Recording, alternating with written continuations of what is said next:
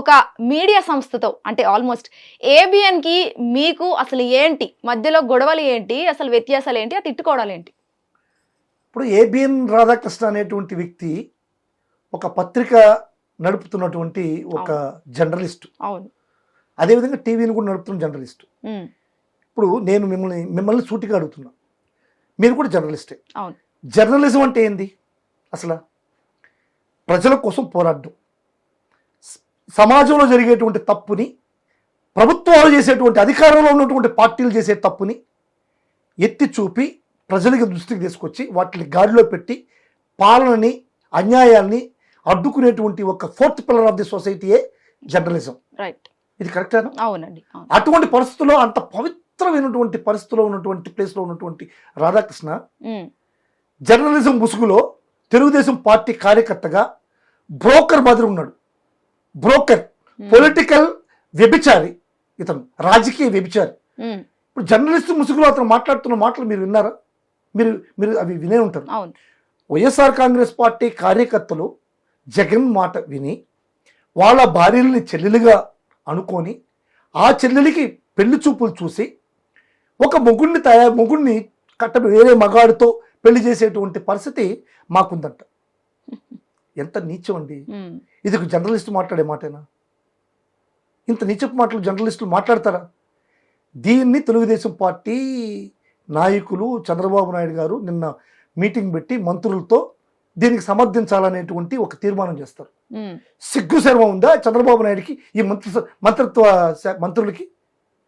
ఇటువంటి వ్యాఖ్యలను సమర్థిస్తారా? ఒక జర్నలిస్ట్ ముసుగులో చేసేటువంటి వ్యభిచారాన్ని సమర్థిస్తారా? నేను సూటిగా ఈ నాయకులకి, అదేవిధంగా రాధాకృష్ణకి నేను సూటిగా ప్రశ్నిస్తున్నా. రాధాకృష్ణ అనేటువంటి వాడు బ్రోకర్, నీతి మాలిన బ్రోకర్. వాడు జర్నలిస్ట్ కాదు. ఎందుకు చెప్తున్నానంటే మీకు 2 ఉదాహరణలు చెప్తాను. చంద్రబాబు నాయుడు గారు ఎన్టీఆర్ని వెన్నుపోటు పుచ్చేటప్పుడు వైస్రాయ్ హోటల్లో కొంతమంది ఎమ్మెల్యేలను దాచిపెట్టాడు. వైస్రాయ్ హోటల్లో దాచిపెట్టినప్పుడు ప్రతి అన్నటువంటి ఎమ్మెల్యేలకి పందు, మందు, విందు, డబ్బు అన్నీ సప్లై చేసిన నీచమైనటువంటి కుక్క రాధాకృష్ణ. అంటే నేను ఎందుకు ఈ మాట వాడుతున్నానంటే, ఎన్టీఆర్ అనేటువంటి వ్యక్తి ప్రజల చేత ఎన్నుకోబడ్డటువంటి ఒక ముఖ్యమంత్రి. ఆయన దేవుడితో సమానం.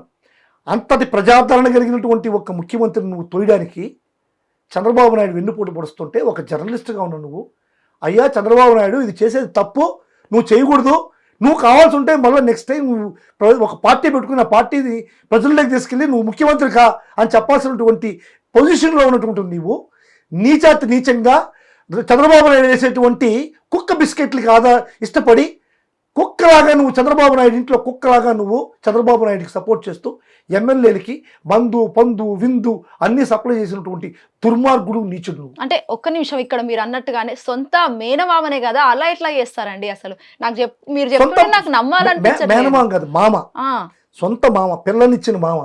ఇదే కదా చంద్రబాబు నాయుడు గారి దౌర్భాగ్యం. ఈ రాష్ట్రానికి చంద్రబాబు నాయుడు పట్టిన పీడ చీడ అంటాం మనం, పైర్లకు పడుతుంటాం. అటు రాష్ట్రానికి పట్టిన పీడ చీడ చంద్రబాబు నాయుడు.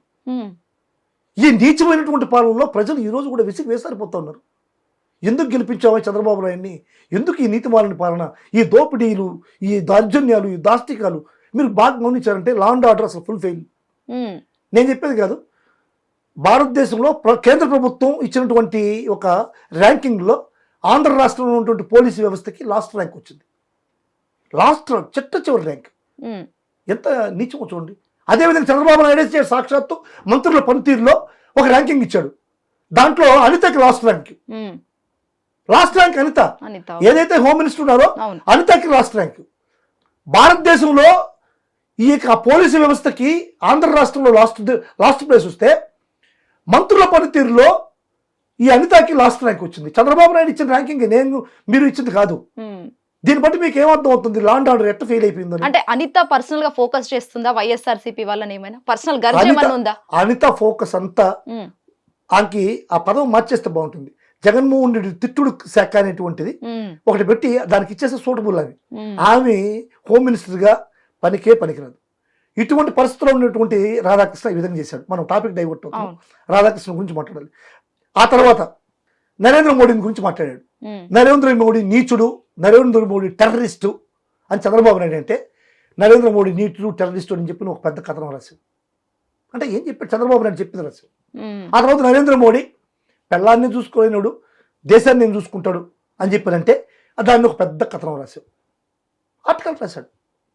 ఆ తర్వాత మళ్ళా రాష్ట్రం విడిపోయేటప్పుడు రాష్ట్రానికి ప్రత్యేక హోదా కావాలని చెప్పి చంద్రబాబు నాయుడు చెప్తే ప్రత్యేక హోదా బాగుంటుంది రాష్ట్రానికి అని చెప్పి ఒక కథనం రాశావు. ఆ తర్వాత లేదు ప్రత్యేక హోదా అవసరం లేదు, ప్రత్యేక ప్యాకేజీ బాగుంటుందంటే మళ్ళీ ప్రత్యేక ప్యాకేజీకి మళ్ళీ ఒక కథనం రాశావు. ఆ తర్వాత లేదు రాష్ట్రం నాకు రెండు కళ సిద్ధాంతం, ఆంధ్ర రాష్ట్రం బాగుండాలి, తెలంగాణ బాగుండాలి, విడిపోవాలా అన్న ఒక ఐడియా చంద్రబాబుకి వస్తే దానికి ఒక పెద్ద కథనం రాశావు. అంటే చంద్రబాబు ఏమి చెప్తే అది నీ కథనాలు, చంద్రబాబు మనసులో ఏముంటే అది నీ కథనాలు. నువ్వు జర్నలిస్టువా లేకుంటే చంద్రబాబు నాయుడికి బ్రోకర్వా చెప్పండి. అంటే చంద్రబాబు నాయుడు వేసే ఎంగిలి మెతుక్కులకి కుక్క బిస్కెట్లకి ఆశపడి నువ్వు రాజకీయ పొలిటికల్ వ్యభిచారం చేస్తావా? మేము జగన్మోహన్ రెడ్డి మాటల్ని, జగన్మోహన్ రెడ్డి ఆశయాలను ముందుకు తీసుకుపోయే బాధ్యత మాది. ఎందుకంటే ఒక రాజకీయ పార్టీలో ఉన్నాం, వైఎస్ఆర్ కాంగ్రెస్ పార్టీ నాయకుడు నేను కానీ మా నాయకులు అందరూ కానీ మా కార్యకర్తలు అందరూ కానీ జగన్మోహన్ రెడ్డి ఐడియాల్ని, జగన్మోహన్ రెడ్డి ఆశయాల్ని, జగన్మోహన్ రెడ్డి ఆలోచనల్ని ముందుకు తీసుకుపోవాల్సిన బాధ్యత మాది.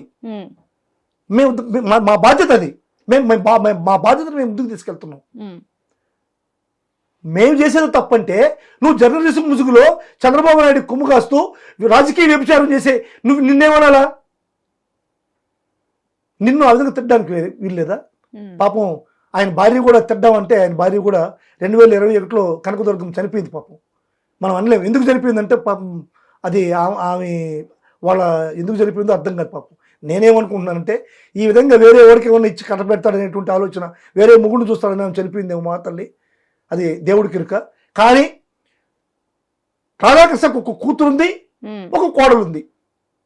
ఆ ఇద్దరికి ఈరోజు తెలుగు మ్యాట్రిమోనీలో యాడ్ ఇచ్చి అమ్మా మీ మొగుళ్ళు బాగలేదు, ఇంకొక సంబంధం చూసి ఇంకొక మొగుళ్ళని తయారు చేద్దాం, ఇంకొకరితో మగాడితో మీకు పెళ్లి చేస్తానని చెప్పి రాధాకృష్ణ చెప్పగలడా? ఇదే విధంగా ఈరోజు రాధాకృష్ణ వ్యాఖ్యల్ని సమర్థిస్తున్నటువంటి తెలుగుదేశం నాయకుల పిల్లలకి మొగుళ్ళు చూస్తే ఓకేనా? వేరే మొగుళ్ళతో సంబంధం పెట్టేసి పెళ్లి చేద్దామా? ఇటువంటి నీచమైనటువంటి రాజకీయాలు, ఈ విధమైనటువంటి మాటల్ని సమర్థిస్తున్న చంద్రబాబు నీచుడా కాదా? మీరు చెప్పండి. తెలుగుదేశం నాయకులు నీచుడా కాదా? మీరు ఏదైనా రాజకీయ విమర్శలు ప్రతి విమర్శలు చేయండి, తప్పలేదు. కానీ కుటుంబ మనోభావాలు, కుటుంబ వ్యవస్థలో ఉన్నటువంటి భావాల్ని వాటి మీద దెబ్బతీయడం ఏంటి? వాటి మీద మాట్లాడడం ఏంటి? అసలు ఆడవాళ్ళని ఇంట్లో ఉండే ఆడవాళ్ళని ఎందుకు లాక్కొని వస్తారు? ఎంతటి మాట! ఇప్పుడు ఒక వ్యక్తిని నీ పిల్లాన్ని చెల్లిగా చూసి ఇంకొక భార్య, ఏ మగాడైనా సరే, ఏ వ్యవస్థ అయినా, కుటుంబ వ్యవస్థ అయినా సరే అంగీకరిస్తుంది ఆ మాటకి. ఇటువంటి నీచమైనటువంటి మాట్లాడిన ఇప్పుడు ఏబిఎన్ రాధాకృష్ణని ఈ తెలుగుదేశం పార్టీ వెంటేసుకుని వస్తుందంటే వీళ్ళు నీచులా, నికృష్టులా, లేకుంటే చీడ పురుగుల సమాజానికి. వీళ్ళకి కుటుంబ వ్యవస్థల గురించి, కుటుంబ మర్యాదల గురించి, హిందూ సాంప్రదాయాల గురించి కొంచెమైనా అవగాహన ఉందా? ఇప్పుడు లోకేష్ ఆ విధంగా పెళ్లి చేయగలడా ఆయన భార్యకి? ఇంకొక మగాడిని చూసి పెళ్లి చేయగలడా లోకేష్? ధైర్యం ఉంటే చెప్పండి. ఇటువంటి ప్రక్రియలో ఉన్నటువంటి రాధాకృష్ణ కూడా ఒక మనిషి, అతను ఒక జర్నలిస్టు. ఈ పేపర్ని మూసేస్తాం మేమంటే, వచ్చినప్పుడు మూసేస్తామంటే దాని మీద జగన్ మీద ట్రోల్స్. ఇటువంటి మూయాల్సిన అవసరం లేదా? మీరు చెప్పండి. సరే, నేనే ఒకటే సూటిగా ప్రశ్నిస్తున్నా రాధాకృష్ణ ఏదైతే ఏబిఎన్ టీవీ ఛానల్లో తొలి పలుకులు అనేటువంటి నీచి పలుకులు పలుకుతాడో, దుర్మార్గమైన పలుకులు పలుకుతాడో, అన్యాయమైన పలుకులు పలుకుతాడో, ఈ పలుకులన్నిటినీ కూడా మరుసటి ఉదయం పత్రికలు వస్తాయి. కానీ ఈ మాటను పత్రికలు రాయకుండా ఎందుకు కట్ చేసావు రాధాకృష్ణ? నీ కోడలు తిట్టిందా, లేకుంటే నీ కూతురు తన్నిందా? ఎందుకు కంటిన్యూ చేస్తే తప్పు అని మేము జగన్మోహన్ రెడ్డి ద్వారా తెలియజేస్తున్నాం. Okay sir. Hit TV app, ఇందులో short news, live news, entertainment shows, movies, digital magazines తో పాటు మీ జిల్లా వార్తలను కూడా ఫ్రీగా చూడొచ్చు. ఇంకెందుకు ఆలస్యం?